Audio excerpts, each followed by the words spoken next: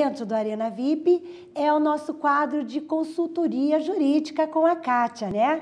Então, hoje, mais uma vez, nós começamos aqui com a doutora no estúdio e, mais uma vez, eu quero agradecer você que ligou, você que tem as suas dúvidas, que fez as suas perguntas. Muito obrigada, viu? Porque assim você faz com que o nosso programa tenha cada vez mais muita matéria, esclarecendo as suas dúvidas e esclarecendo, talvez, a dúvida de muitas pessoas que estão nos assistindo, né? Um grande abraço para você, muito obrigada pela sua audiência. Começando o programa já com a Kátia aqui no estúdio e hoje uma alegria especial, né, Kátia? Quanta gente ligando, que bom, né? Tudo bem com você, Kátia? Tudo bem, estamos tendo bastante audiência, estou podendo esclarecer bastante as pessoas, muitas dúvidas, e é bom quando a pessoa liga, porque nós direcionamos o programa para relacionados temas assim do direito, né?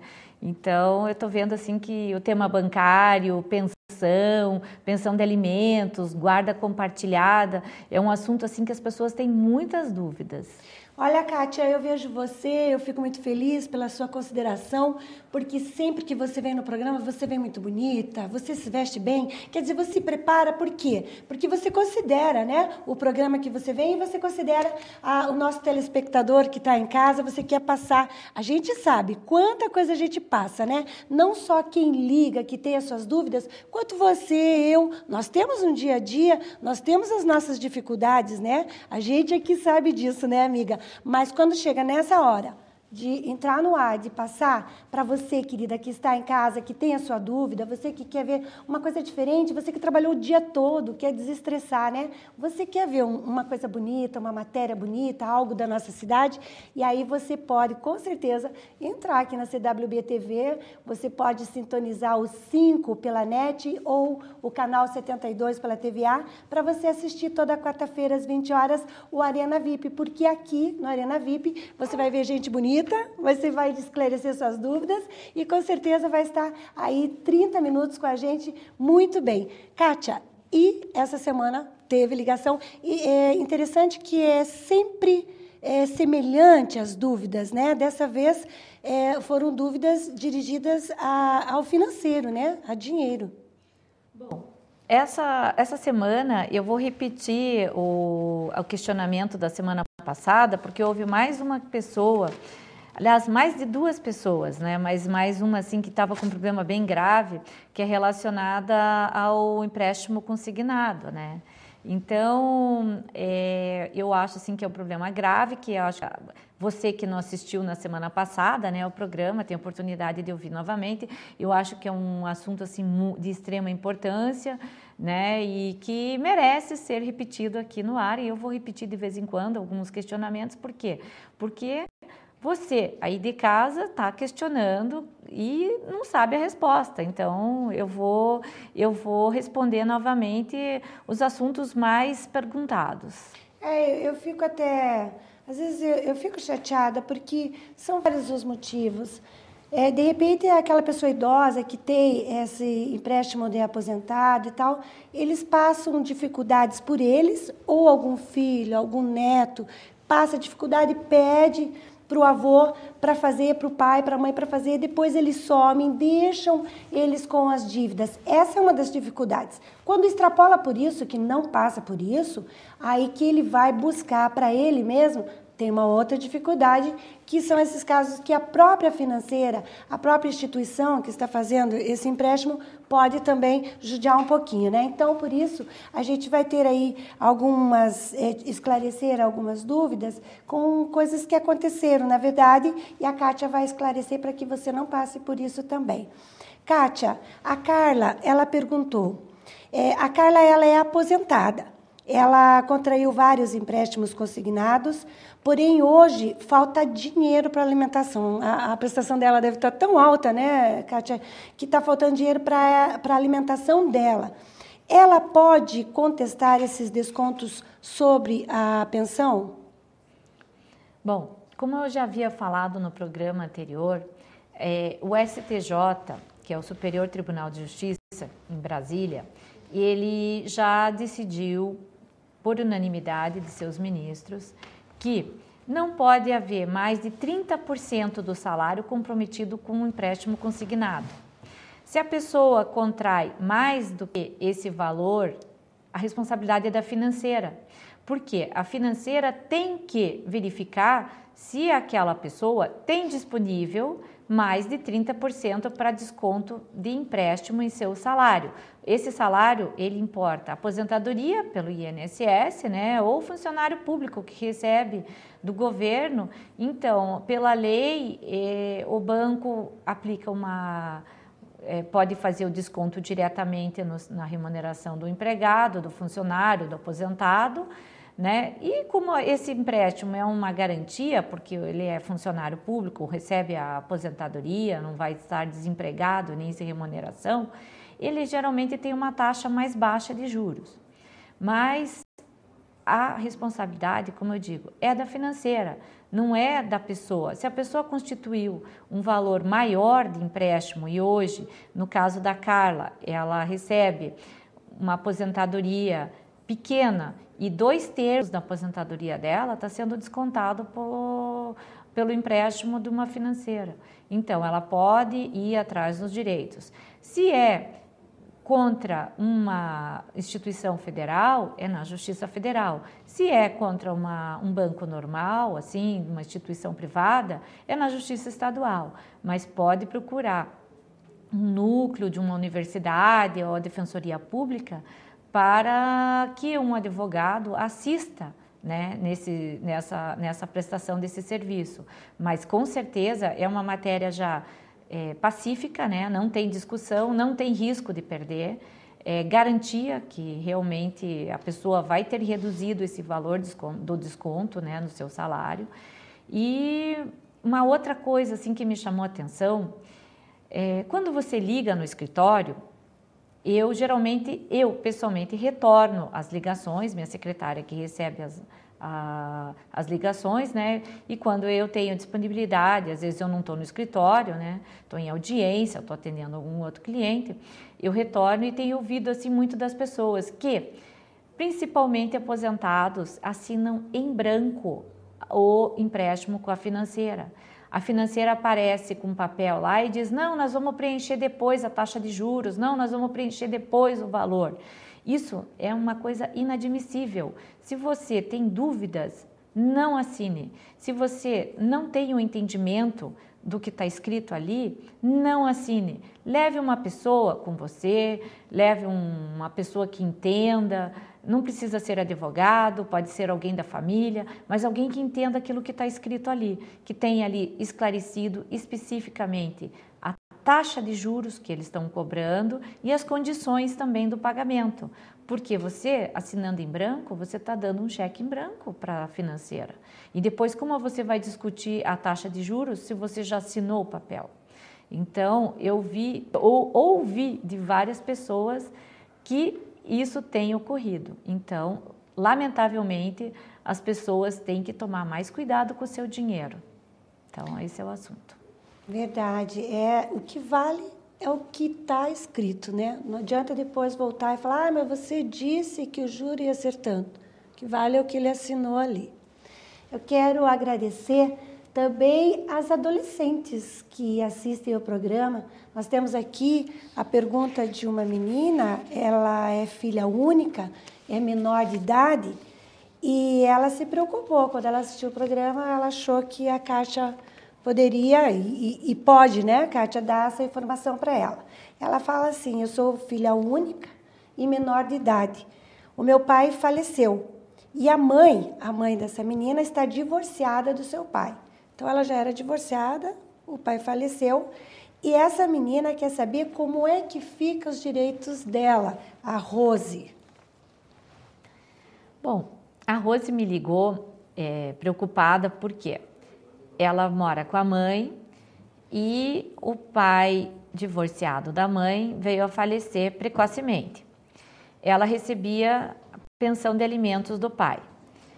O pai é funcionário de uma empresa privada, não é empresa pública, mas recolhia o INSS, obviamente, senão, né, não estaria com carteira registrada, tudo correto.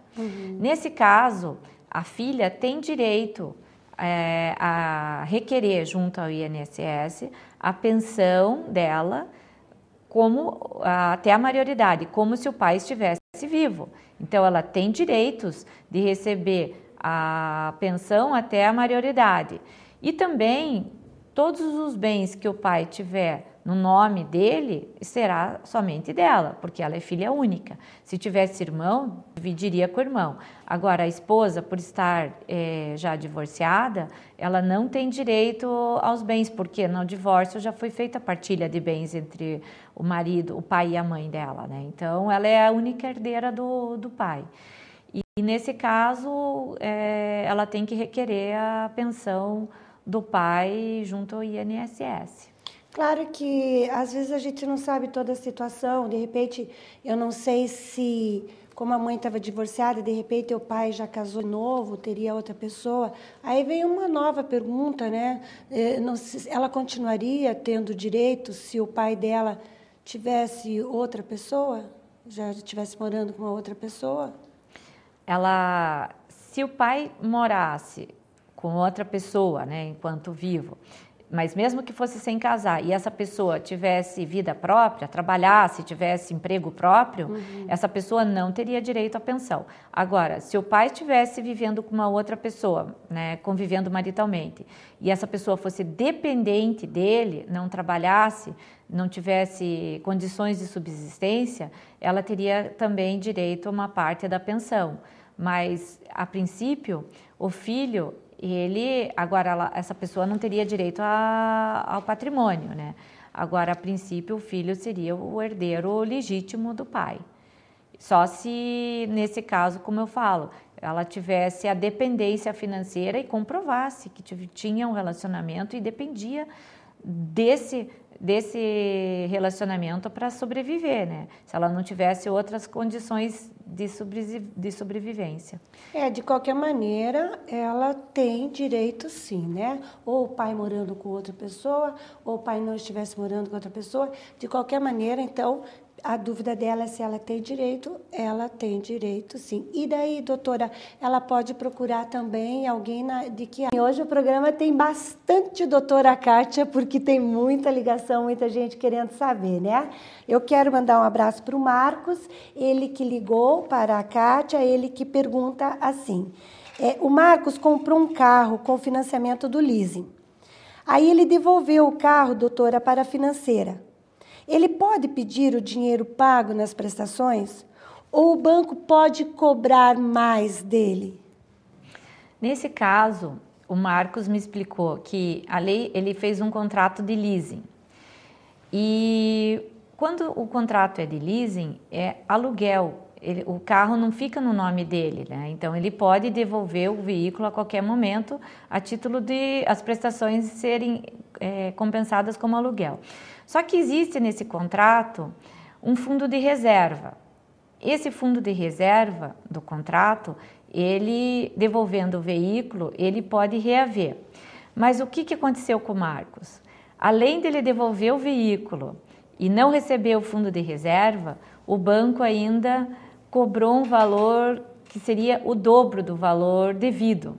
Então, se ele devia R$5.000, se fosse pagar até o final o contrato, além dele devolver o carro, o banco ainda cobrou R$10.000 dele. E ele está com problemas no cadastro dele, porque foi para o SPC, o banco quer penhorar a conta dele e ele está em dívida com o banco neste valor. O que acontece? O Marcos, no contrato de leasing, ele não tem que pagar nenhum residual. Na verdade, o banco é que deve devolver, mas não as prestações pagas do carro.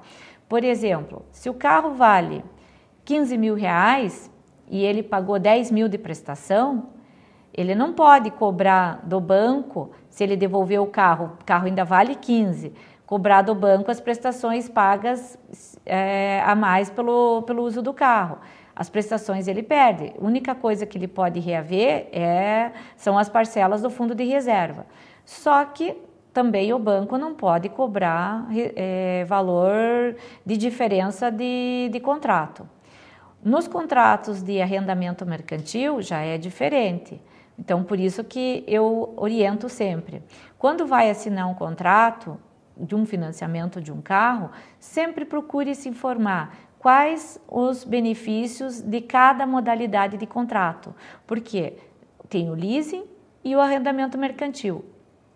Todos têm particularidades, uns têm vantagens e cada caso, o seu caso, vai se enquadrar dentro de um deles. Mas procure sempre orientação, nunca vá assinando sem ler o contrato e sem entender também aquilo que está escrito. Porque se ele devolveu o carro, já porque ele já estava com dificuldade para pagar. De repente, o tempo que ele usou o carro ficou como aluguel do uso. E eu tenho essa dúvida também, porque aí devolveu o carro, está a pé e está devendo ainda para o banco. Nesse caso, ele procura que tipo de ajuda? Na qual justiça ele deve ir? Ele precisa de um advogado ou ele pode resolver isso sozinho? Se o valor questionado for inferior a 20 salários mínimos, né, que é o valor do juizado especial, ele deve dirigir-se ao juizado especial. Só que eu sempre oriento que no juizado especial ou em qualquer outra justiça, quando é contra banco, é interessante a pessoa ter um advogado, porque as instituições financeiras sempre têm um grupo de advogados assessorando. E na audiência, a pessoa às vezes não conhece dos direitos, não conhece a lei, muitas vezes ela se vê prejudicada na audiência, porque o juizado especial é um juizado criado para evitar as formalidades. Eu posso ir lá contra uma outra pessoa, só que aí nenhum advogado, duas pessoas normais ou dois vizinhos que não são advogados irem lá discutir uma questão, é uma situação.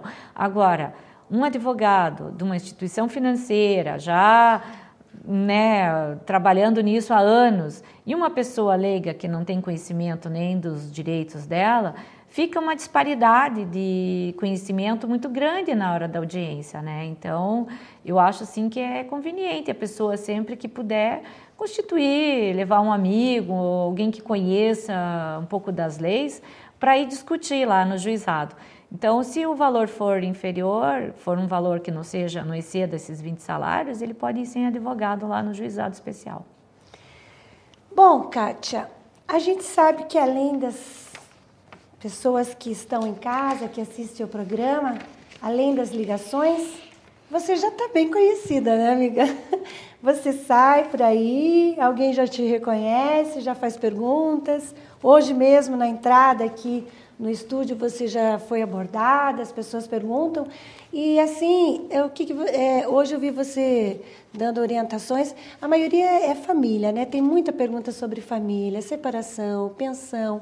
É mãe que vai para outra cidade, leva o filho, o pai fica naquela situação. É difícil isso, é complicado, né? Como é que a justiça faz com isso?